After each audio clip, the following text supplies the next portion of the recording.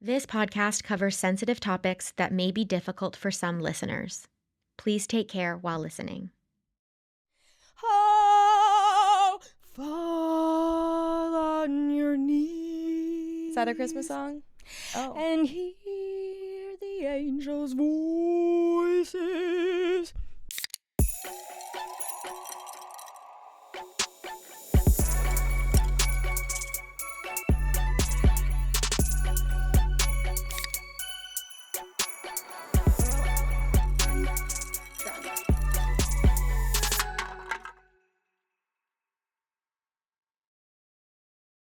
Welcome back to Girl UnDrunk. I'm Heather. I'm Zoe. And today is our Christmas episode. Merry Christmas to Fall you. on- Stop with this again. I went to a Christmas caroling party last night. That's why you're in the caroling spirit. I'm in the caroling spirit. I forgot about that part. It was... That part. Okay, caroling is like so fun because I love Christmas. Mm-hmm. But I mean, I don't actually like caroling. Like, I don't want to like go door to door. That's insane. But this person had a piano and their musical friends, and then so everyone just got a booklet and we all sang Sounds together. like you really fit in there. At first, That's like your type of place. I mean, feel. That's your type of party. I did love it. It's Yeah. like it's fun. If my friends were there, it would have been like really fun. Mhm. But I was like, it took me a second to get into it. But then I'm like, I love Christmas. Mm-hmm. Christmas carols are so Catholic. I mean, you like learn the full Yeah. story of the baby Jesus being born. I don't think I've ever sang a Christmas carol in my life. What do you mean? Okay. What about Deck the Halls with Boughs of? You sang that. Yeah, but like not like with people. Oh, like yeah. That's listening crazy. to it on like the radio station. Yeah. I've never like broke out in song with a group of people. Yeah, it's ridiculous. It's But it's so cute. It's so cute. Crazy. It's like sometimes I think humans are disgusting. Yeah. But I think they're so cute too. The cutest things we do is like sing together Yeah. and then like fall in love. Yeah. It's adorable that we fall in love. I just have never been like a musically inclined person, I guess, but like your man is musical, you are musical. A musical. So it really like makes sense. I'm really Yeah. happy that you had a fun night. Yeah, it was Were nice. you nervous? Yeah, I think like Was everyone drinking? yeah. Yeah. And like the person that I was with like was drinking a little Yeah. bit and it was fine. Yeah. He like asked me to. He's like, "Can I have a beer?" And Yeah. I said, "Yeah, of course." And he like brought Ask his own. your sober friends if you can drink. Yeah, Just and- acknowledge that it's weird, please. Yeah, it was nice because I was like, okay, we're going to a party. He might Yeah. drink like a few beers and I'll Yeah. see like how it goes. And then it was fine. And when we got home, he's like, "Do I seem drunk?" And I was like, No. No. But also Yeah. like drunk to me is a very different thing than drunk And to that's you. exactly right. Like when I went out with my friends for the first few times, I'd be like, oh, no one's getting drunk. But Yeah. then they're all like, I was so drunk last night. And I'm like, oh, you were? Like, Yeah. I didn't even notice Yeah. because my level of drunk is pass it on the street. And their level of drunk Yeah. is like not remembering a couple things. Right. Like your end of the night is my arriving to the party. Yes. Like I'm that drunk. Yeah. But it was nice. And Yeah. I didn't for one second, like I brought my Pour Sport wine. Oh, cute. And I like poured myself a little plastic cup of that like right Nice. away. Yeah. Like I got there and I could feel myself like itching to be Mhm. like, okay, get something in your hand. Yeah. Because I didn't know anybody there, which is like fine. But as a sober person, it is like, it's not just like talking to people Yeah. you know. It's like it's a lot. And you're like, okay, Yeah. now I have to work. Yeah. But it was good. It was fun. I kind of like let him take the lead. I wasn't super like social because I'm like, Yeah. I don't really need to be. And it Did you was, tell anybody about the pod? Yeah, actually, there was a group of like men standing around and I was just there. Like that. Yeah. And they were like talking about podcasts. Oh, I listened to this great podcast called something, something, something. And podcast. Yeah. And then someone was like, oh, yeah, I don't really listen to podcasts. I don't really like podcasts. I've never listened to a podcast in my life. And then this guy looked at me and he goes, what do you do? And I go, I have a podcast. Like, this is such So perfect funny. timing. Yeah. I love that, low key. I was like, you could listen to my podcast. I like bringing up the podcast now when I'm out. So like fun. it's becoming more like normal for me to bring it Yeah. up. And I love when people are like interested, even if they are drinking. It's like Oh, cool yeah. to talk about sobriety and Yeah. like relationships with alcohol. Yeah, I was at my meeting last night and there was one guy that I told him to listen to the podcast and I was like, okay, have you listened? And he was like, no, I haven't. And I'm like, okay, I still like you. It's okay. Sit down and listen to the pod. Yeah. God, I love a pod. But I guess if you're not a pod person. He said he's not a pod person. It's hard for the non-pods to get in. Yeah. But once you're in, you're in. Exactly. You got to go back to like 2017, 2015 when Serial came out and start again. You were just a young lass at that time. You would have I known. was like just starting my addiction at that time. Oh God. Yeah. I was running through Upper East Side, not eating, just like in the dead of the summer, just trying to be. Yeah. Whatever. Hot. It is Christmas time. I'm so thrilled. Look at all of that's like our Christmas array. It is the Christmas episode. Yay! It is. Do you like our pajamas? Do we look so cute? Yeah. Thanks, Roots, for our pajamas. These are so cute. They're really comfortable too. They're so soft. They are so soft. And I never wear pajamas, and I never go to Roots anymore because I just don't go down there. And Roots is actually really cool. They have lots of cool stuff now. I know. It is really cool. Did you go in or did you buy them online? Online. Where's the Roots that's not at the Eaton Center? I was going to say it's at the Eaton Center. There's got to be another one that's not. Yeah, there's got to be like Queen West somewhere, right? Did you listen to the episode of Armchair Expert? It was out recently, and like he was talking about like why morbid we like curiosity. why we like scary stuff. Did you like relate to that? Did you like that episode? Yeah, I love it so much. It's really clear to me why I like all that morbid shit. Like I always have, and like growing up, I'm like, yeah, it's so that we know. And they said something in that. It's like women especially like true crime because we're trying to figure out like the insides of these people's brains. Like if you get murdered, I'm trying to figure out what you did wrong. Yeah. And not that it's your fault, but to like not get myself in that situation. Yes. And I think it's like the same way I was obsessed with the Holocaust when I was a kid. I was like trying to understand in a deep way like how this is even possible. And it's because my brain doesn't work in an evil way. It's a rat, but it's not evil. Why are these people thinking in this way? Yeah. I mean, it usually comes back. But we will never really understand, I don't think. No. And I like that they were saying on Armchair Expert too. They're like, men kill and women steal. Yeah. And like, that's the dichotomy. I'm like, yeah, ours is way better. Going back to the Christmas pajamas. Yes. My mom gets us Christmas pajamas every year for Christmas. Sometimes they're like really tacky and really, really stupid. Yeah. Like once she got us a full like Santa outfit. Like it had like the bells and everything. Oh, no. Like I'm never gonna wear this again. Thanks, Mom. Oh, God. But the ones she got us this year were actually cute. They were from the Gap. But these ones are cute too because they're not like too outrageous and like stupid, you know? Like I don't like a Christmas pajama that's like too crazy. No, this is low-key Christmas. Yeah, cool, I like a low-key Christmas. Cool Christmas, sober Christmas. Oh my God, I just got like a stabbing pain. But my mom got us pajamas this year. We did the Christmas early. And my boyfriend got a pair of pajamas too. Cute. I know. He's like part of the fam. Oh, I like that. Isn't that sweet? Have you brought a boy to Christmas before? Yes. You have. I don't need to. Yeah. I don't know. I've never. I feel like if you do something with your dad in the city, like you'll bring your boy. For Christmas? Yeah. No. No? I don't want to like introduce my dad or my mom to like someone I'm fucking. I think you're gonna change your mind. And on about Christmas, that. Yeah, but Christmas is also like my family isn't like we're not really that sentimental. We also don't have a big family, so it would literally just be like me, my sister, my dad, and my boyfriend. And your boyfriend. So I'm not doing that. But Christmas is gonna be interesting this year. Where are you gonna go to Christmas? This is like a week before Christmas, by the way, guys. Oh yeah, this is December 14th. December 14th.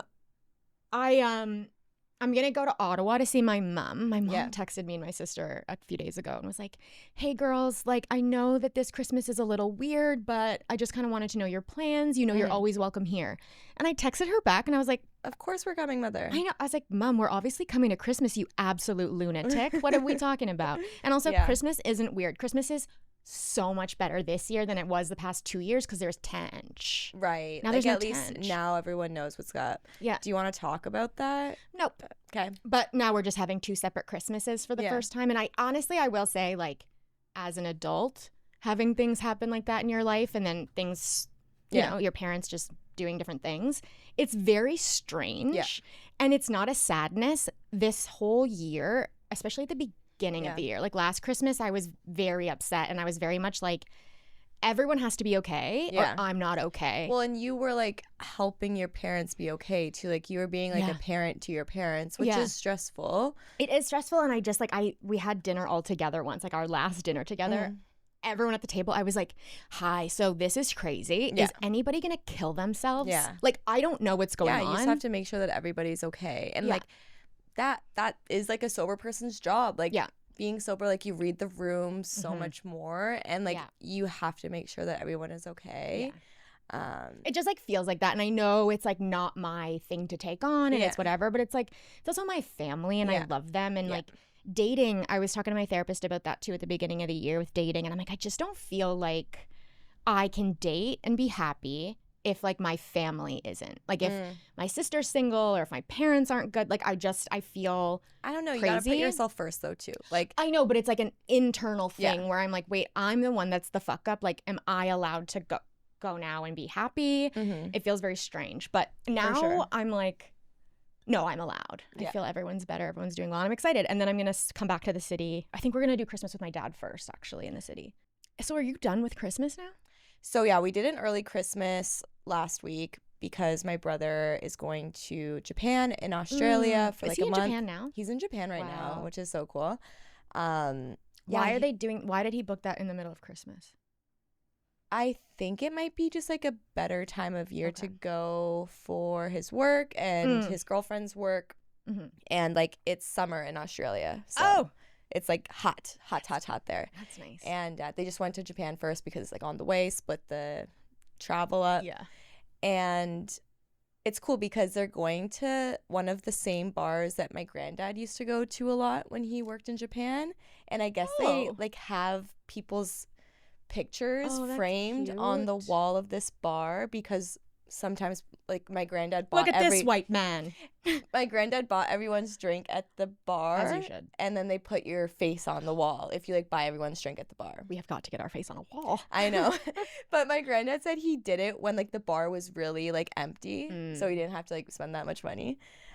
Which is funny. So they're gonna try to go to that bar. Cute. Which is adorable. That's fun. Have you been to Japan? No, but I would love to go. I think I want to go and I want to make it. I would also want to do Korea. Yeah. Skincare, obviously. Like do all the treatments. Yeah. Yeah. Just come back fully collagen plumped. Yeah. Like a baby. Yeah. I would hope to come back as a baby. I'm gonna say, what are your secrets? So I'm gonna spend Christmas with my boyfriend for the majority since I did my family Christmas already early. Are you going to his Christmas? Do they do? Yeah, so his parents are divorced, so there's so many Christmases to go to. It's insane. So we're gonna do all of that, and then I'll have like one Christmas dinner with my parents, potentially my grandparents, but it's majority gonna be just me going to his family's Christmases, which is kind of nice because I can just like relax. You know, you're the guest. I'm the guest. Yeah, I know. Christmas is so stressful. I know I have a few friends who fucking hate Christmas. Yeah. And it's always because of family. Yeah.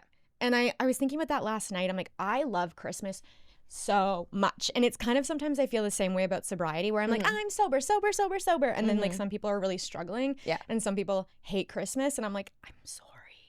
I know. I don't know if I love Christmas or not. Like, it's just like I'm more excited for it to be done, to be honest, because it is so stressful. But this year, since I am doing it with my boyfriend and his family, I feel like there's going to be a little bit less stress. Yeah. And I'm just going to get to kind of hang out. His family doesn't really drink all that crazingly. I can't say anything. It's fine.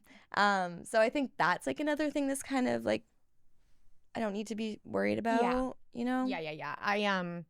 Christmas used to be like, oh, I'm so excited for Christmas because I'd get so fucked up and like, it was so easy to just go to my parents' house and then like sit on the couch all weekend and watch TV. I think that's why I liked it too. Like, there was probably a few years of my life where I was excited for Christmas because yes, I could drink with my family. I could have so much fun.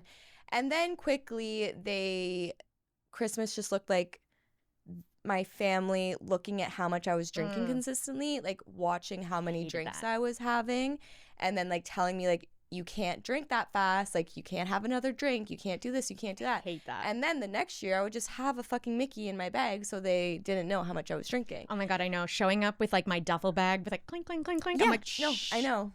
Because my mom eventually, like in my last year of drinking, there was like maybe 3 times where she would make like a side comment about like, there's no wine left for dinner. Yeah. Because you just drank 4 bottles of wine. And then she would get like annoyed, but then not want to say anything because she doesn't want me to like scream in her face. Yeah. But I would be like, oh shit, okay, I'm making this so obvious. Yep. So I'm gonna drink my own wine in the bathtub downstairs. You guys call me for dinner. Like, just. And then the wine cellar was downstairs. And I sneak down there. So would you open like the expensive wines that they had down there? No, I would just try to open whatever they had. Like, usually they would have like a row of rosé, and like rosé is like the last thing they would drink. So I would like just try to take one of those. But they were so finicky. Yeah. And when you're drunk and you're trying to be quiet, it's like, And so you're shaking. yeah, and things would be like bonk, bonk, bonk, bonk, and I'm like, oh my god, just get it together. But no, I would steal a lot. Like, we used to stay at my aunt and uncle's for Christmas Eve, and they had all their booze downstairs. I have stolen so much of their booze. So much. I've stolen so much of my grandparents' booze. Like, it's just chaotic. I think so chaotic. there was one Christmas where I literally like ran away from the house and they had to like find me. And Where I don't were you? remember. I King don't Street. know. I don't know where I was. I think I was probably just like walking outside, like, because no one cared about me and I just wanted to leave and cause a scene and make it all about me, you know? And it was the dead of winter, obviously. So I doubt I had a jacket on too. So they were just like worried that I was going to freeze to death probably. Yeah. I don't remember all that happened, but I remember them telling me the next morning that, I was being a crazy person. Oof. So at least like I'm not going to do that this year, you know? There was this one, I think the Christmas before I got sober, I think, probably, because that's when I was getting really like blase blah. But I got in a fight with my sister and I think I kicked her like on the couch. Yeah. And I don't know what we were talking about, but honestly, my sister, I love you so much, but she's an asshole. And like, she knows when it's like time to get me in trouble. She'll just like do something and I'm like, I'm going to kick you in the throat. Yeah. Because I have no like regulation tools. Yeah. I kicked her and she, and then I was Sisters are so funny. I love when like my friends who have sisters talk about their sister fights. It's so funny to me. Oh my God. That is the person that like I would stab her in the jugular and then be like, love ya. It would take me like 30 seconds to actually feel bad because I would just be like and then I'd be like, oh shit, what did I do? But I kicked her and then we were like all fighting, but I was drunk. So whatever. They were probably just like, this one's drunk. And then I like got up in a huff and I was like, I'm going to bed. And then I went around the corner to this big box of wine and I grabbed 2 bottles of wine. And my dad was like looking at me through the glass window, like the door. And he's like, hey, put that down. And I went, and then I went to bed and I was like, that was immature. So fucking immature. So like, we were little baby children. Oh my like, God. Just like so petty, so petulant. Had to have our bottles of wine and bottles of booze. And like I was already blackout drunk. I'm like, what was I gonna do? Go drink this in bed? Like, I mean, but like, holy fuck. I know. I'm so glad that's over. Same. It just is so exhausting. So exhausting. It was so exhausting. And it was like I guess a little bit fun to sneak around. Like I do a little bit. The only thing I miss in life is like sneaking around. Yeah. Well, I got to sneak around and like have sex with my boyfriend all weekend because my parents were at my house. Yeah, that's fun. It was fun. That like a nice like quiet, or like when you have to try to be quiet, like when a position like is kind of loud, so you have to like reposition to like be a little quieter. It's like that's kind of hot. He has to put a muffler on your ass before he slaps it. Well, he didn't slap any parts of my body all weekend. What parts are you usually getting slapped? Face? Sometimes the face. I like it. Yeah, I like it. I asked this person. I think he likes to slap in the face too. It's cool. Yeah. It's also like so sexy when it's like, oh, you love me. Yeah, and it's only a 2 slap maximum for me. Okay, I got 4 slaps on my ass the other day, and I almost turned around and went, hey. 2 on my face, unlimited on my ass. It's okay, but 2 on the face. Okay. It's too much. Yeah. Does he wind up? No, he does it kind of hard. He does? Like it. Yeah. Okay. I know at first when I told him that I wanted to be slapped, I was like so scared that he was going to be like, okay. You know? Yeah. Because like my boyfriend is so sweet. He's and like innocent. great and his eyes go black and he just beats the fucking shit out of you. This is always what I wanted to do. Finally, my rage. No, but yeah, he's good at it. Yeah, I asked recently for this person to like slap my face and he kind of was like, because like I don't think he was expecting that from me. Yeah. But I like it. Yeah. And we were in the shower. Shower this morning and he like went to spit in the shower, which by the way, don't do that. I don't do that. I don't like when people spit things in the shower. I don't like when people spit. I think like I don't usually, but like I have it. Do you pee in the shower? Like sometimes. Okay, I don't pee in the shower. I also don't pee in pools, but I don't pee in pools. I don't have to. Even when I was a kid, I never had to pee. The only thing, when I get into a pool, I have to poop. Oh, interesting. Poop. Poop. I think it's like the gravity and like the IBS, and it's like, it's time we're in the water. And then I just shit in the water. No. And then I always have to like get out and then take that bathing suit off and then get it back on, and then everything is everywhere. But I definitely like pee in the shower. Fuck it. I think because I wake up so early, I just like I pee at 5:30 and then I don't have to pee when I get in the shower. I don't pee at like 4 and then I go back to bed. Oh, you do? And then I pee again. That's not a great schedule. I know, it really sucks. Like sometimes if I pee a lot before bed, I don't have to wake up at 4 and pee. Yeah. But for the most part, I do because I'm usually like drinking. Your body's like trained for that. Yeah. You know? This is why I don't drink water. I never have to pee. That's like, it's honestly good. I know. I need to, like, if I stop drinking water at like 10 and then I go to bed at 12, I should be fine. Okay. But you gotta like schedule it. I gotta drink water. This person that I'm dating keeps making me drink hot water. I'm over it. I mean, it's really good for you. I'm over everybody trying to change me. Should we do some questions? Yeah. How's your mental health? Oh, fuck me. Okay, my mental health. I can't believe we forgot about that. This is going to be such a fun episode, by the way. Like, this is already, like, I know. I'm so fun. My mental health is good. I feel like I'm great. Yeah, my mental health is really good, I think. I think I had a little bit of, like, a stressful weekend, just with my parents being at my house all weekend, but they really did... Like, I'm really grateful for them. They really helped me organize my space. We cleaned out my closets. We painted the walls, gave it a little refresh, built my boyfriend a closet because he will be moving in soon. And yeah, I think it just got me really excited for him to move in because I was stressed before that there wasn't enough space. But now, like, we've made so much space for him that it feels so good. We went to a meeting last night together. It was my friend's 1 year. Oh, that's nice. Yeah, it was really cute.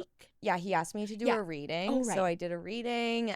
Did you get through all the words? I did get through all the words. He didn't give me the long one. Okay, like, there's a long one, and I was hoping I didn't get that one, and I didn't. Great. I was actually the first one to read, so Were you nervous? I kicked it off. Do you get shaky? No, it was fine. Oh, good for you. I was actually pretty fine. Yeah. I was, like, when I was talking about him, because I, like, said congratulations after I did the reading, I got a little bit, I don't know if I got choked up because, like, I felt really proud of him or if I was nervous, probably both. Both, yeah. But his daughter was there and his wife was there. Whoa. And, like, 2 of his close friends were there. So, like, that was really sweet. He introduced me to them after.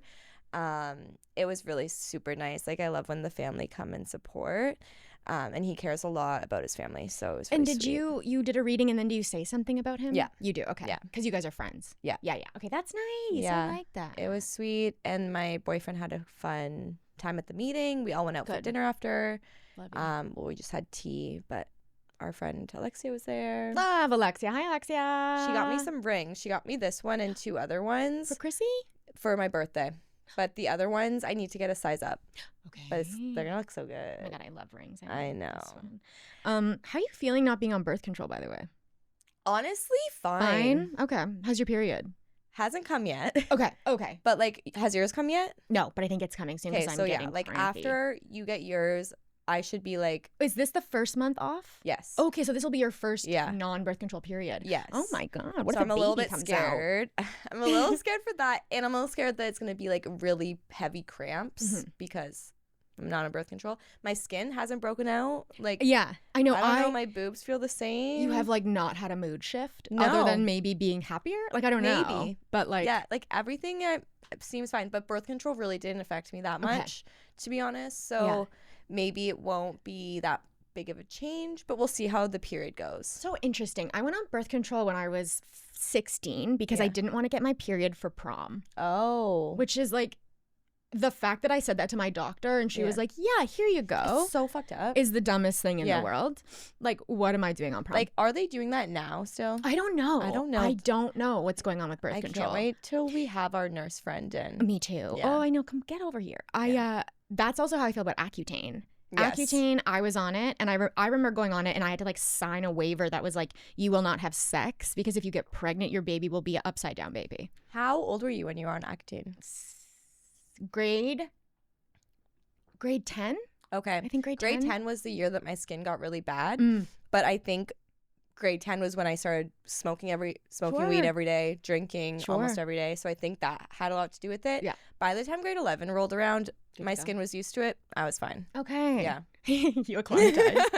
My body was like, okay, I guess I'm just gonna, this is what we're doing now. Yeah. I'll have to be okay with it. My skin was horrible. Like, it wasn't cystic. It wasn't like, if you saw my skin in pictures, you'd probably be like, yeah, that's not great, but it wasn't the worst. But it's Yeah. your fucking face. Yeah, I know. And like, also on top of being bullied and like having crushes on boys, I'm like, Yeah. okay, this isn't gonna work. No, there was some days that like I like was crying to my mom, like, I need to stay home. And I think I did stay home for a couple days So did that I. year because like I could not go. Yeah, and my mom had bad skin growing up, and Yeah. she was bullied within an inch of her life. Yeah. And so she would let me like Yeah. just be like, okay, no, it's too much. Yeah, and if I have a daughter and her skin's really bad, yeah, don't go to fucking school if you don't feel safe. It's so cruel. No, don't go. Also, like, sometimes I'd be at school. I'd go to school. I'd have my makeup like perfectly caked onto my face. And then I would like go to the bathroom after first period and there'd be like a new pimple sitting on my face. Yeah, and I'm like, so I annoying. can't.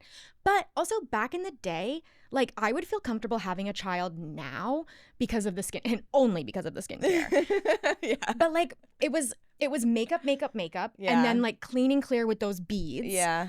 And then proactive, which is just Oh, bleach. it's so bad for And you. your skin, I felt so It bad for my hurts. it Yeah. hurts. Yeah. My eyelids were like psoriasis. Like I Yeah. had to get these like tar treatments on my eyelids because I was on Accutane. Yeah. Like it was crazy. Ow. But I don't regret it. But I remember Yeah, but like you don't have any scars from that. Like your face is perfect. yeah, So like I'm not really a big picker Yeah, of things. good. Other than my chicken pox. But damn Accutane. But I don't know what they're doing now, but Accutane and birth control, I feel like we were the experimental Yeah. years and we'll see what happens, I guess. I would say my mental health is an sorry. 8 right now. Okay, great. Yeah.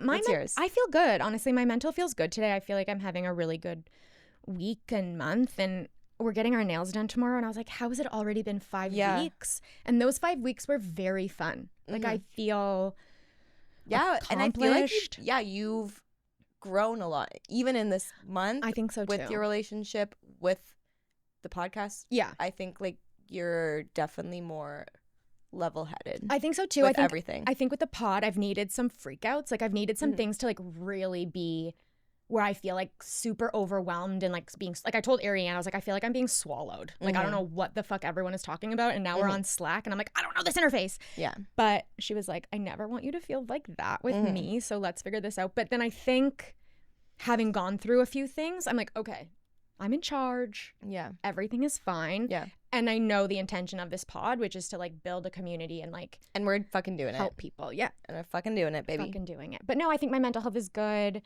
I'm like letting myself be happy. And then I'm like, if something goes wrong, I'll be sad then. But I'm not going to be sad anticipating what Yeah. could possibly go wrong. Well, because like you can only live in the moment, right? Yeah. You can't like think forward and be Mm-mm. like, what if this doesn't work? What if that doesn't Yeah. work?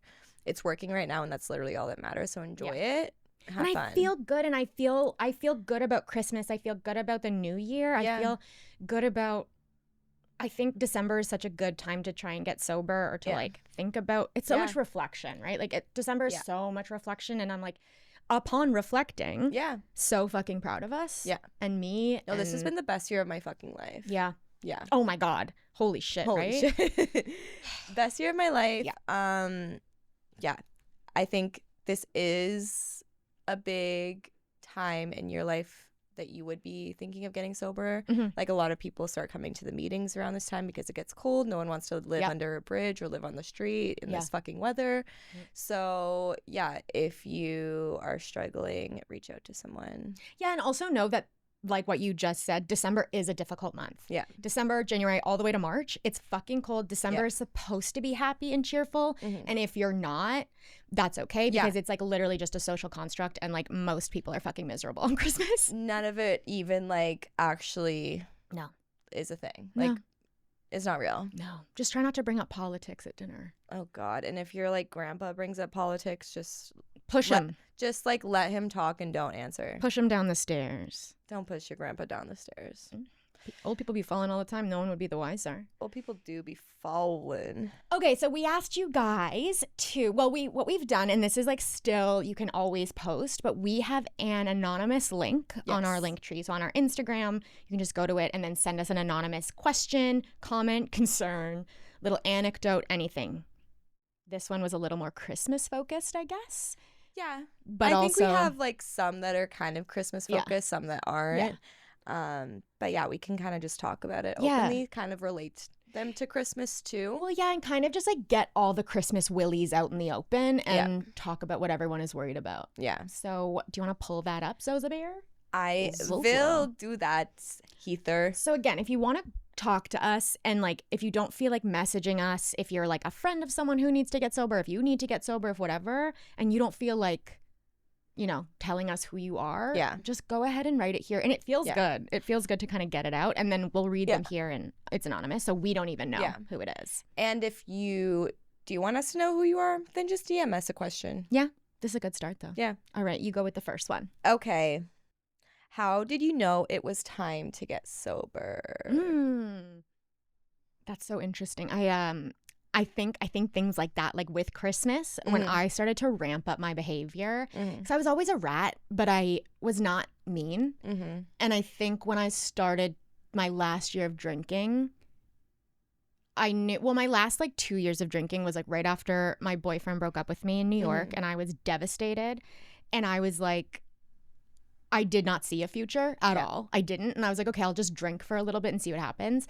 And then things like Christmas come up where I'm like reflecting on my year, and I'm like, am I going to do this for the rest of my fucking life? And I think that sentiment kept coming up. Like, am I going to do this for the rest of my life? Am I going to get pregnant and be a drunk mom? Am I going to be 50 years old hiding alcohol? Like, and then that kept coming up for me. And I think that's just what it is. It's like timing. Yeah. Like your body starts to know. Also, I will say, if you're thinking that you have a drinking problem, if you think that you should get sober, you probably should. Yeah. We've said that before. Like the first time you think that it's a problem, you can't go back to thinking it's not a problem. So yeah, just go with that first thought. Like you have a problem, and that's fucking okay. Yeah. Like reach out for help. It is scary though to be like, because I do remember there were moments early, like when I moved to Toronto from New York, and I still had 6 more years of drinking to do. Yeah. And I was sitting on my couch and I was like, oh, I've been drunk every day for 2 years. Yes. Like when I started to put it into perspective, I was like, this is going to be a fucking problem. And even then I knew. Yeah. But when it really started, I would have these like revelations in the middle of the night and be like, I got to get sober. I'm going to die. Once I started to get really scared, I was like, this is fucking time. You probably knew you had to get sober when you like had that revelation of like, oh shit, I was drinking every day for the past 2 years. Do you think like that was like, well, that was when, you know what, point? That actually, rather than I need to get sober, that was when I realized, oh, I need this. Yeah. I have to do this. That's when you realized you had a problem. Yeah. But there was not a, I need to stop. Yeah. But I do know that I know that when you have a problem with stuff like that, like you do have to stop. And I was like, well, that's not my trajectory. Yeah. So we'll just do this and see what happens. Also, I was way too depressed to ever think do that anything. You could get sober. Yeah. But like the idea was floating in my head for a while. And then it really, for me, felt very much like, oh, I don't have time left. So I kind of have to get sober. Yeah. And like when you choose yourself, it's like so empowering. And it is so weird that we like have those moments of like, because we're choosing alcohol every day, and then one day we woke up and just was like, no, I'm choosing myself over this. Because I think it's like and we've talked about this, whether like alcoholism is a choice, addiction is a choice. And I think it's like, we're choosing to drink alcohol every day. And it's like you wake up that one morning, and it's not that I'm choosing to not drink alcohol. I'm choosing to not die. Yeah, I think that's it. And like, because I don't want to stop. Like, I don't want to stop drinking, but I don't want to die. Yeah. And so like, that becomes the choice. It's not like, oh, should I have a drink this morning? Because that's never a choice. That is like, I have to. My body needs it. I'm in withdrawal. So like the only way to calm down is to drink and get through the day. But this was like, oh, you're making like a choice outside of yourself now. Yeah, I think that's it too, because that's why like I called rehab, was because like I didn't want to die, and like I knew I didn't know how to live anymore. Like I wasn't living for like probably like the past 2 years of my drinking. Like I was just going through the stages of life drunk. Yeah. And like getting arrested and going to hospitals and like getting fired from every job, losing every relationship. Like, yeah. Like at some point I'm the problem. Exactly. Yeah. But I think like probably when like I lost my first job or I lost my first friend, I knew I had a problem then. When was that? When would that have been? Maybe when I was like 19. Okay. So you still had some drinking to do. Yeah. Probably when I was 19, I knew I was an alcoholic. When I first started drinking, I knew I didn't drink like a normal person. Yeah. And then at 19, I knew I was an alcoholic. And then... How did you know that? Just because you were like, oh, you could like feel the addiction. I'm like, okay, well, my friend is breaking up with me because I'm not choosing to get sober. Like she gave me like an ultimatum, like either you get sober or I can't be friends with you. And then I chose alcohol over her. So that's like a big like, yo, if I'm choosing alcohol over my best friend, this is a clear fucking sign. And then, I got fired from my first job in Toronto for not showing up because I was hammered. And I like called in sick because I was like had a mental health emergency and ended up in the hospital, but like everyone knew I was just drunk and ended up at the hospital. I knew I had to do something. I get like when my friend broke up with me, when I got fired from that first job, I was reaching out to therapists and going to CAMH and like trying to do things to get me to control my drinking.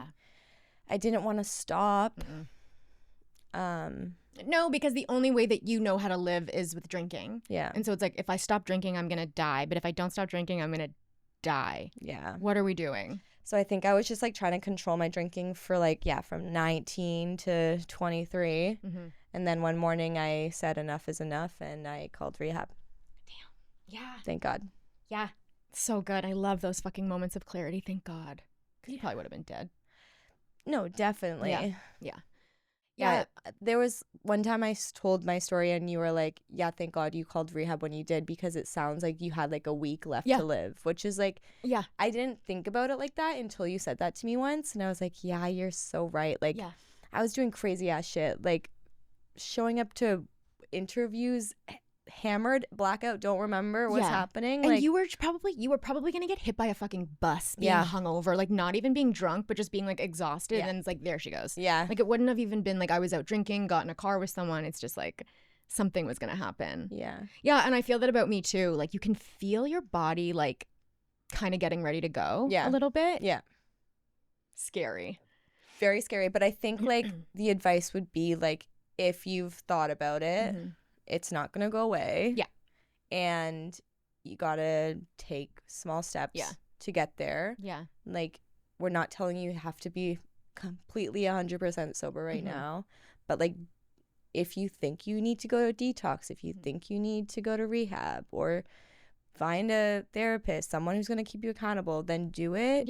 Keep the conversation going with yourself also. Like, check in with yourself. It's hard to do that when you're in the middle of it, but... It is, if you're thinking about it, you got to nip it in the bud. You got to nip it in the bud. You got to cut it in the butt. Cut it in the butt, babe. Good question, though. Thank you. Yeah, that was great. I think we're finally, like, understanding when we did decide to get sober. Because I feel like when we first got that question, like, we've gotten that question or something like that question before when we first started. But we were like, I don't really know. I know, but because I feel like now it's, like, more clear because we've been talking about it for so long. We've been reflecting on our past. So I feel like the timeline's starting to come together a little more, even if we didn't remember it. I'm like, oh, yeah. I agree. Okay. Would love to hear more about both of your experiences with drugs. Drugs, baby, drugs. The first time I did drugs, when was the first time I ever smoked weed? I was super against drugs. Like I mean, growing up, I was very against drugs. The first time I smoked weed, I was in Boston with the dancers, and I was. Were you like first year, second year? First year. Okay. First year house parties. That's when I like kind of started drinking. And I remember being like, alcohol's so gross. It tastes horrible, but we got to do it because we're sad. And like everyone was smoking weed. So I was like, I guess I'll smoke weed. But also back then, weed wasn't really, it was like 70s Was it weed. a joint? Was it a bong? Ooh, good question. I think it was a joint. Okay. And then it turned into bowls really fast. Like then I feel like I never smoked a joint again. Like a pipe? Or... Like, because I would make makeshift bongs out of water bottles. Okay, Did you so ever do that? no. Okay. But we had like I think I had like a blue bowl thing that was like, and you pack the weed in there, and then it's the pipe, and then you Okay, then you so let just go a of that small little thing. Yeah. Okay.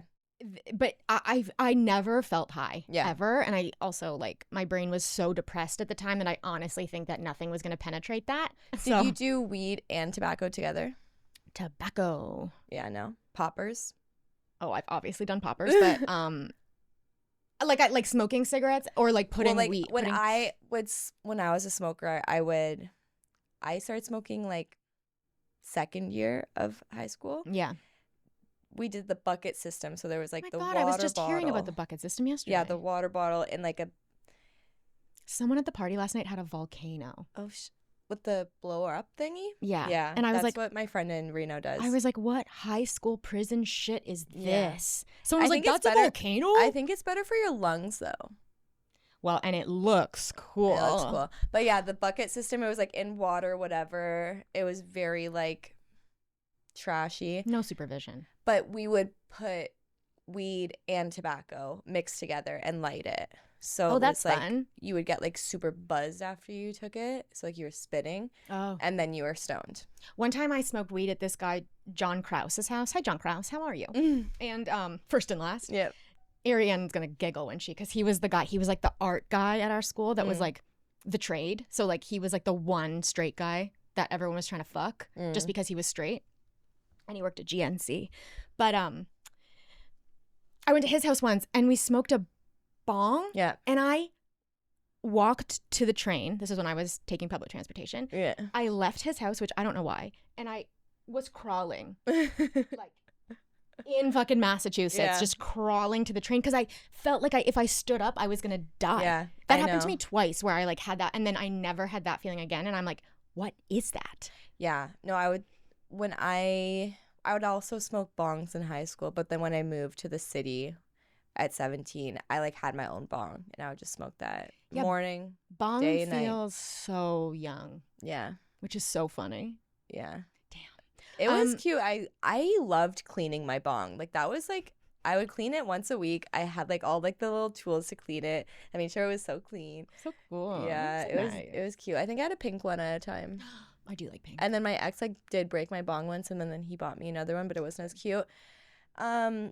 But then my ex was like, okay, we need to stop smoking weed because we would literally buy an ounce a week and share it with his mom, which is like so much weed. And so much weed. Too much weed. A brick of weed. I think it's like 40 grams. Put it in the ounce. fireplace, let it go. So he was like, we need to stop. And I was like, yeah, that's fine. I can stop. And then I just like drank more instead of. You're like, great, no problem. Yeah, instead of just like smoking Did weed you and miss drinking. weed? Not really, because you I had think it alcohol. was starting to give me a little bit of anxiety when I probably quit weed when I was like 21. Yeah. That's like before weed was good. Yeah. Like when the dispensaries opened, it was like, oh, okay. Yeah. No, I quit weed when the dispensaries opened. Okay. Yeah. You're like, I'm honestly not into the legal shit. Yeah. Fuck No. this shit. I want to get it under a bridge from someone named Carl. Yeah. I did do it like a couple times. Like I probably done it 50 times after I quit it, but like not an ounce a week. Yeah. Like you never felt addicted to it, or did you? After that? I quit it, no. Okay. Yeah. So funny. That's how I feel about Coke. Yeah. People are like, were you addicted? And I'm like, I don't think so. I was addicted to alcohol. Yeah. And I loved doing Coke, but like if I didn't have Coke, I never gave a fuck. So did you ever buy Coke by yourself? Yes. Yes. Multiple times. Okay. Drugs in college was just weed and alcohol and cigarettes because I was trying to get Adele to fall in love with me. And and she did, and it worked. She did. God, I think about her all the time. But I hope one day she like hears a clip of that and then she's like, "Hi Heather, how are you?" But She will. She will. But once I got to New York, that's when everything changed. So I hadn't done drugs at all in college, but I wanted to be cool. I got my nipple pierced. I was like lying to people about having sex, like 'cause I was still a virgin. Like, and I finally, when I got to New York, I hit a depression that was like so deep that I wasn't afraid of fucking anything anymore. Yeah. The only thing I was afraid of was like never dancing again. Yeah. And that happened. And that is actually still the worst thing in the world. But I was starting to go to these like speakeasies and dancing, like go-go dancing. 'Cause you just make under the table money. And it was fun. And that's where all the dancers were. and they would pay us in tips and Coke. Mm-hmm. And we would dance, Yeah. and then someone would come over with their like credit card or with their finger out, and then you would just do it. And I felt so cool. Yeah. I was like very aware that people were watching me do it, and I was like this cool fucking. No, it all like sounds really cool. It was, but then that's when it was fun. Yeah. And then I started buying it, and I would buy it. There was a wine store down the street, Metropolitan Ave, and then my Connect was on that street. So I would go get wine, text him, come through, and then he would just come downstairs, hand me, I was gonna say weed, Coke, and then I'd go home. Yeah. Would you buy like a couple grams? Do you remember? I don't know what I bought. Yeah. And honestly, how much do you think you were giving him? Like $100 bill or like $5? No, like I probably would give him like $50. Okay.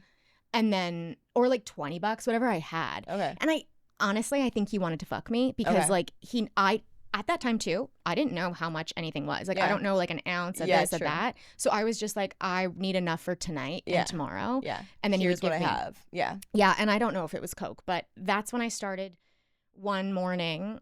I was like I wasn't anorexic at the time, but I wasn't well. Like I was skinny girl. I was really skinny, but I wasn't trying that hard to be skinny. I was just depressed. Like it stopped from being, you know what it was? I was so fucking hungover all the time. Yeah. And so I couldn't go to the gym, but I had to go to the gym because I had to run. Yeah. And so I tried Coke in the morning because I had it, and I'm like, well, I did it yesterday. It's fine. So I would bump it off the fridge, off the top of the fridge, and then go to the bodega, get a coffee, and then a Lara bar, and fucking book it to the gym and run for 50 minutes, and that's all I would do. And that sounds like so many addictions right there. Hey, wow, like, was it ever?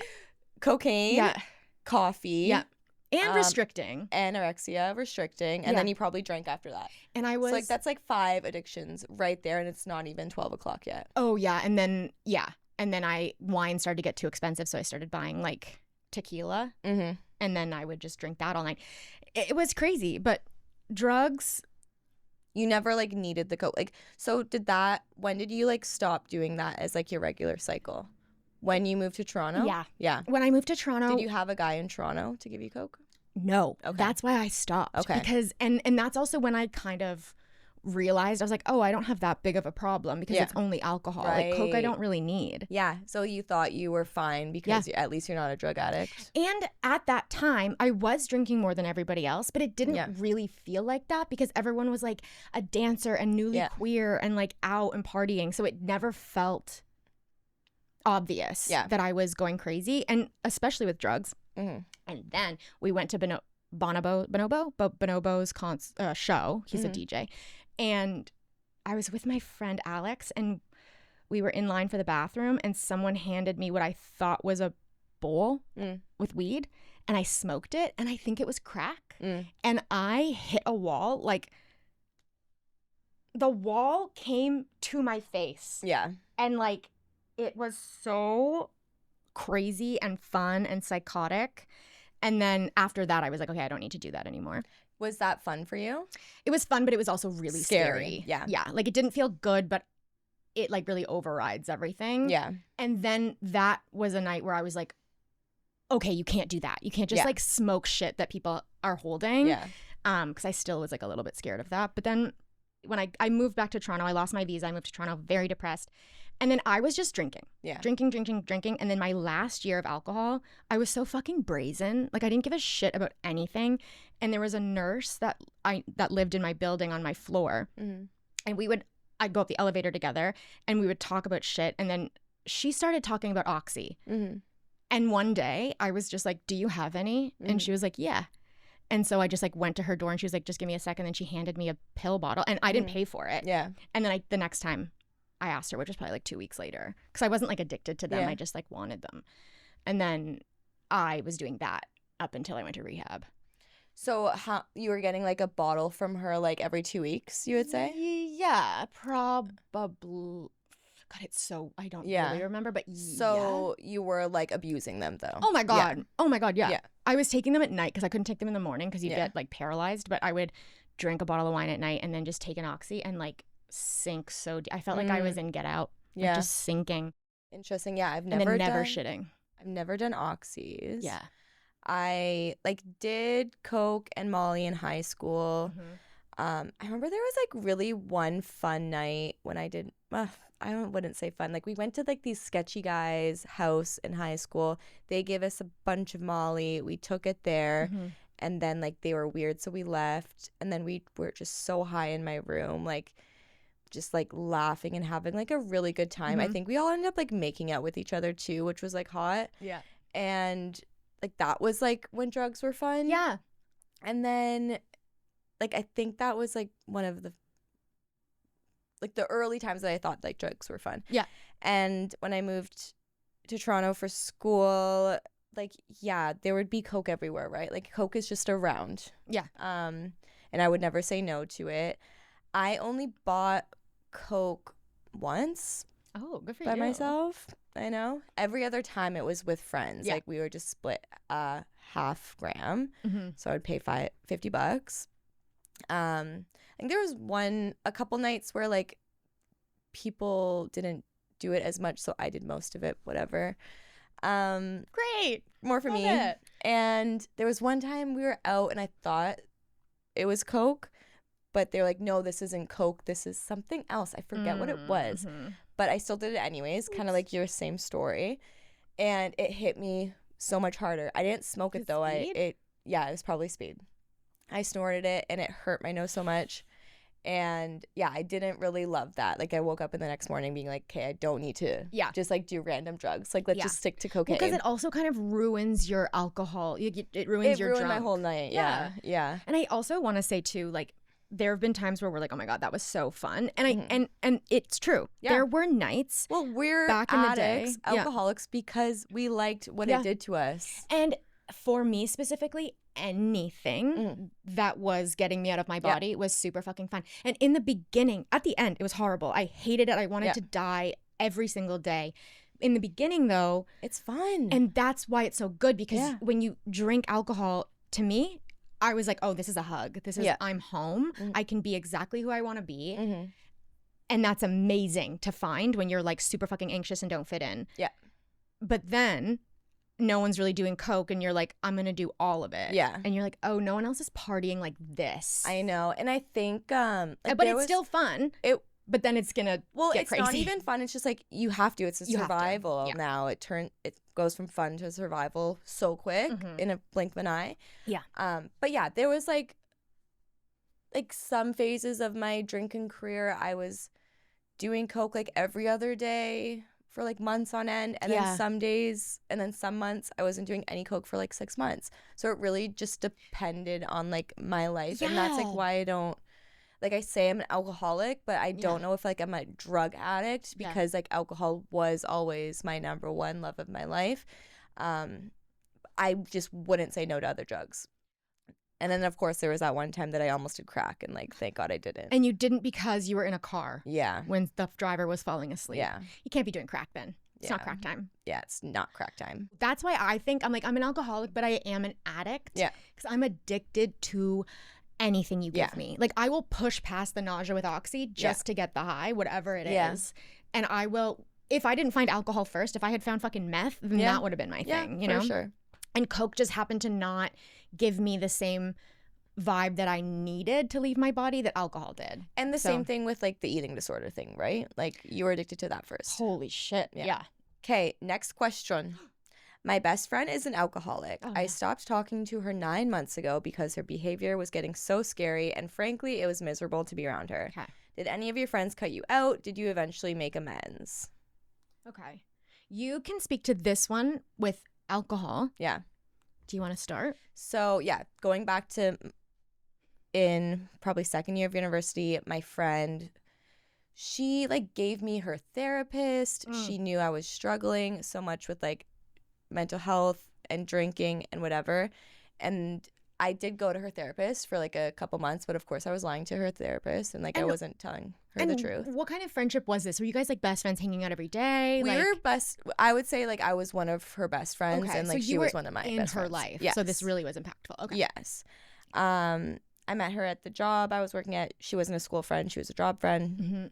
So yeah. So I tried going to her therapist for I wasn't going to this therapist for myself, though. I was mostly going for her, and that's probably why it didn't work, right? It's like when your parents force you into rehab. You're like, oh, it's not going to work. It's not going to work. So I tried that. It wasn't working, and I was still getting fucked up, drinking, whatever. She said, hey, I can't do this. Like, you can either stop drinking or, like, we can't be friends anymore. And I obviously chose alcohol over her. Yeah. Because were you just, like, going out and getting too drunk with her and being, like, mean? I was just, like, scaring her, like, exactly what this girl wrote down in her question. Like, I'm sure I was getting scary, and I'm sure I was miserable to be around. So, yeah, she cut me out. Yeah. And going back on what I know now, she was going through her own shit, which this girl who asked the question, she could be going through her own shit, too, and just can't, like, handle a friend who's a fucking drunk right now. So, yeah, like, when she broke up with me, I, of course, was like, fuck you, you don't care about me, I hate you, whatever. Yeah. But I thought that, but of course, like, I knew, like, it's a me problem. Yeah. It's not a her problem. And I just, like, didn't talk to her until I got sober. And then when I got sober, like, a year after, maybe, like, 9 months after I got sober, I reached out to her and did my amends to her. And then I went to her wedding in Portugal 2 months ago. And I'm actually seeing her tonight.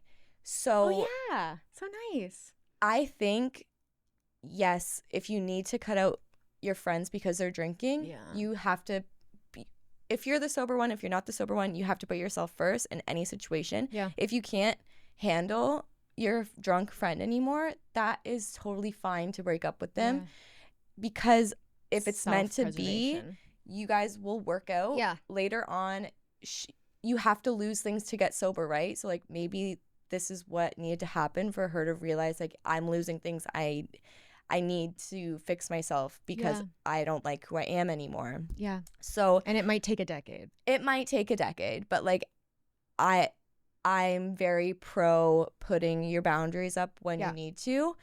So even though it sucked for me in that moment, I'm so happy that she did that. Yeah. Because I think it's one of the reasons why I did need to get sober. Yeah, because one day you're going to wake up and all of your friends are going to be gone. Exactly. And then alcohol is your friend. Yeah. And you're like, oh, no. I will say, from the other side, okay, if you're friends with an addict and you're pissed off at them because they're addicts and they're being scary and they're drinking too much and they won't stop and you've asked them and you've given them like, my boyfriend gave me an ultimatum and I loved him. We and your friend can't. Yeah. There is nothing that you can do, nothing that you can say. You can't even be a person. Like, you could be the most amazing person in the world and someone's not going to want to get sober for you. Yeah. They can't. No. So it does really hurt when, and I think this is something that doesn't come up enough, but we hurt a lot of people in our addiction, but we didn't have a choice. Yeah. We didn't. And if you're going to stick around, you're going to probably get hurt. Yeah. And that fucking sucks. Yeah. At the same time, I'm hurting and I'm really, really, really fucking sick. And so if you can do your best to not take it personal, understand that your friend is sick, and back up. Yeah. You don't have to stick around for sick people. You don't, because it's also not just a sickness. It's like comes with like really mean things. It comes with violence. It comes with all this stress. I think like most of my friends did stick around, and the ones who did, like, either honestly just had drinking problems themselves, or just had way more like patience. Sure. Like, one of my friends, for example, is becoming a nurse, and like obviously she stayed friends with me because she has way more patience and like sees that I was a sick person. Yeah. She has more, I don't want to say more empathy, but like she just can handle some stuff better than other people. But what you said before was right? How you were like some people have things going on in their life where like we have a friend who can't be around one of our other friends who's drinking because it bothers her so much. Yeah. And I'm like, yes, sure, that's probably true, but something is happening with that person where too. You're so triggered by it in a deep way that you're gonna hurt yourself. You can't be around this person because whatever that is, and it doesn't even matter what it is, you're allowed to just be like, I can't. I'm just like so pro, like, be selfish and like what you need. Speak up. Some people see their friends hanging out with other people. Like, you were an outside person, I was not. So if people saw you out with your friends and having a fun time, and then but that friend isn't around you. It's like, well, this fucking bitch is going out with her friends and she's not hanging out with me. It's like, yeah, because those friends have alcohol. Yeah. Like this has, and also you're not happy. And I was like creeping on that friend that broke up with me like every like month to like see what she was doing, because like I think I unfollowed her too. Like I still deeply cared about that person for years while we were broken up. Yeah. And yeah, like it did work out for me. It doesn't mean that it will work out for like everybody, and like I got really lucky in that situation. But I think it does just like give hope for anyone who is broken up with right now, or has to do the breaking up with a friend or relationship. Could be both. Yeah, I think do your best to A, take care of yourself first and foremost always. Yeah.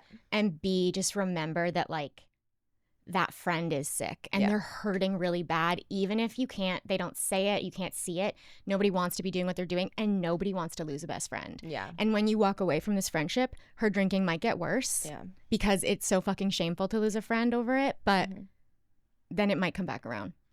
Yeah. So you're a good friend for even asking this question. Yeah. Next question.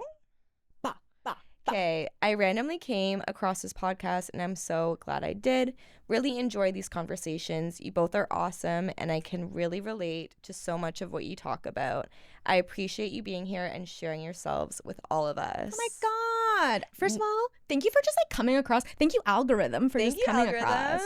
Send all of them our way. That was so If you're nice. Sober, like the algorithm, it's got to work out for us. Get in here. No, that's really, really sweet. That is why we do the podcast. Yeah, it really is. Yeah. It's so nice. I'm proud of you too for even like writing into a podcast in the first place. It's so nice. It is so nice. And I think like we do share so vulnerably and like so much of our lives. Yeah. We can talk a little bit about that and like how, like, do you feel weird that we do that? Oh, no.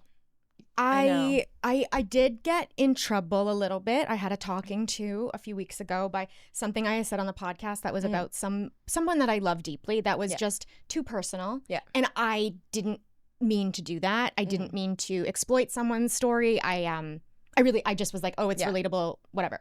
And that was hurtful. And those are the things that I think I'm so desensitized to my story. And so when people are quiet and shyer or dealing with things and they don't want to talk about them, I forget that.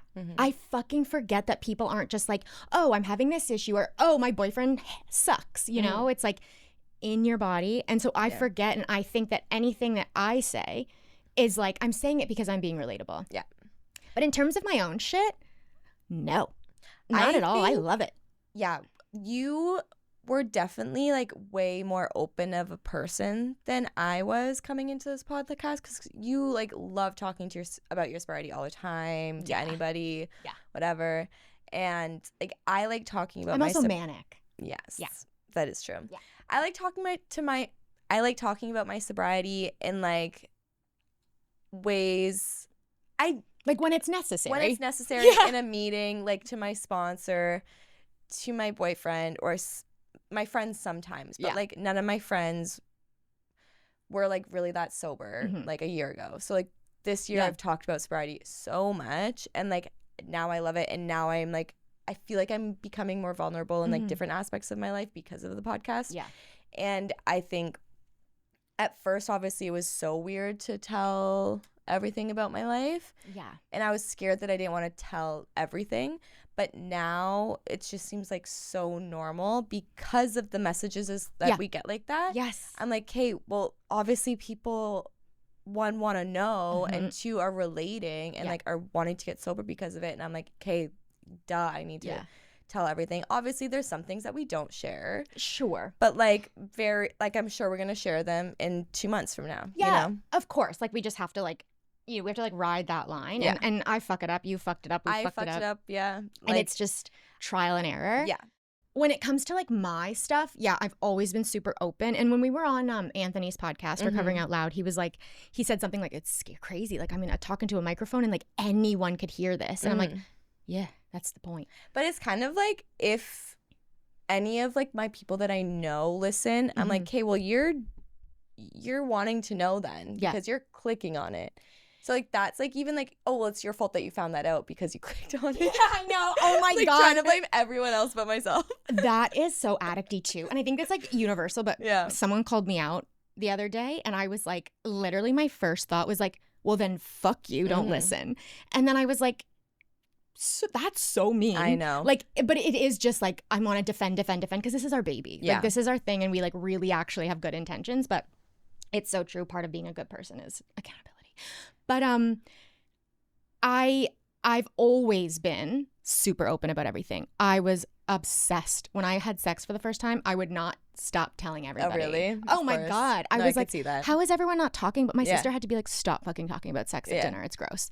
But I've always been like that. And I've set myself up in a way in my life that no one is shocked when I'm outrageous. No one is shocked that I'm talking about sex or sobriety or this, other than my mother. She can't listen because of all the fucking we talk about.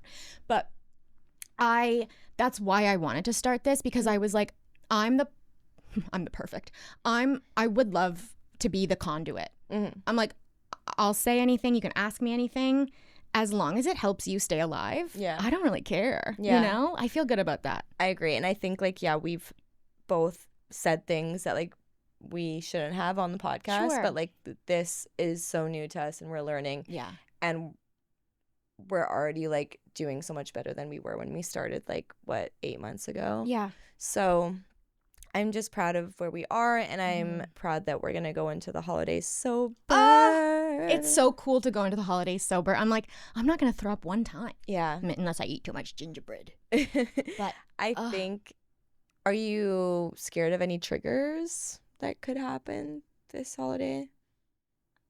You know what? No. I know, me neither. Even though like we're having Christmas dinner with my dad and then we're going to my mom's, like I feel really relaxed about that. Yeah. Like I feel really good about where everyone is. Like my sister and my mom are like such good friends now. And I feel like they weren't before, but I feel like they've like, my sister's been visiting my mom so much that I'm like, yeah, this is going to be great. Yeah. Like we're just going to have the best Christmas. I'm not worried. My sister doesn't drink. My mom will have like a glass of wine discreetly. Nobody drinks. Yeah. Like my dad. And if you are going into somewhere that drinks, you know, like bring your own non-alcoholic. Oh my God. I brought my own non-alcoholic wine to a party last night, and A, nobody gives a fuck, but B, not one person like asked what it was, if I was drinking. Like it was nice. Like and a lot of people don't like to talk about it, so it's really nice to be discreet. And then you don't need to stay for the whole function. Leave when you want to. Leave the function. And honestly, we're doing the 12 days of Christmas on our Instagrams and TikTok. Yeah. So just like follow us there, look at our little tips. Yeah. And if you need support, DM us and we'll help you out through the holidays. Yeah. It's even helping me because like, again, like my first year of sobriety, I was inside. And even last year, like I didn't do Christmas stuff. And then this year we're doing all this stuff and I'm like, this is great. Yeah. Sober Christmas is so fun. It's do you know so about fun. that? Like, do you know about the outside world? I know. Get like out. We went on a quad date a quad date. A quad date. We went on a double date last week. Yeah. And no one was drinking. We had the most fucking fun. Yeah. Like it was just the best. And then you go home and you're like, I'm fulfilled. I don't need to sit here and drink alcohol now. So sober fucking Christmas. Amazing. Sober Christmas, guys. Do your best. Christmas is hard. Understand that Christmas is hard. Yeah. A lot of emotions, a lot of feelings, a lot of triggers. You're not a bad person, whatever you do. Yeah. We love you. Do your best. We're proud of you no matter what. Oh, fucking proud of you all. Proud of you. Proud of you. I love you. I love you. Proud of you. Love you. Let's go to the vintage markets. We're going to Good Friends. Good Look friends. at our TikToks. Bye. Bye.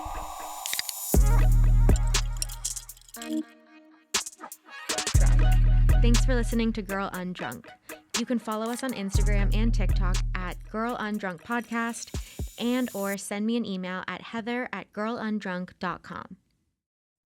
I was saying that you guys are all just a bunch of theater kids and I'm like the only one that's not. Isn't a theater kid? No. Oh. Like I was like, am I the only cool one? Oh, like me and Ariane and Alani and DJ. And then there's me. Yeah. I'm just not a theater kid, guys. I'm so sorry.